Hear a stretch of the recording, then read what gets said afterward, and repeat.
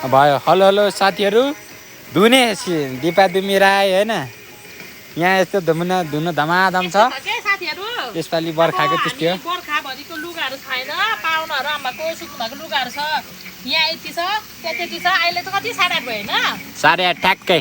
दिनभरि चाहिँ हाम्रो बारीको काम छ नि त। अहिले हाम्रो बिसके पनि अनि अब पापा बुढो हुनुभयो, पापा सक्नुहुन्न, काम थाको पनि अब हाम्रो कहाँ ब्याकअप पर्नु भइसक्यो क्यामेराम्यान। अनि उसले धुन भ्याउँदैन, बाबु पनि हिँड्नुपर्ने हुन्छ, मसँगै जान्छ कि अब कहाँ हुन्छ चाहिँ थाहा छैन। उसले अझै निर्णय दिइसकेको छैन। अनि तर हामी बाटो घर छ, साथीहरू थोत्रे थाप्रेहरू सफा गरेर राखौँ भनेर हामी चाहिँ दिदीभाइ धुँदैछौँ। तिम्रो चाहिँ छायामा देखाउ न त। म चाहिँ यहाँ छु, हेर्न सक्नुहुन्छ टक्क यो पाहाडमा।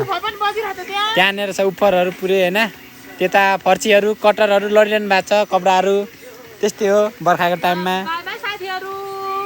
फेरि भेटौँला साथीहरू। मैले चाहिँ अघि नै बाई भनिसकेको थिएँ, तर मैले चाहिँ लुगा अहिले धुएँ यति। अहिले चाहिँ 10:30 भइसक्यो, कान्छा चाहिँ भित्र छ अनि म चाहिँ यहाँ खुट्टा धुँदैछु के बल्ल बल्ल बल्ल।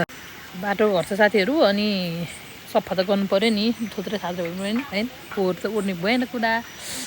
त्यही भएर अब हामी हिँड्ने बेला भइसक्यो। मेरो पनि भाइ पनि हिँड्छ, अनि पापा सक्नुहुन्न नि त, अब बुढो हुनुभयो, भाइहरू कमाउनुलाई आफ्नो आफ्नो ठाउँमा होइन सबैजना।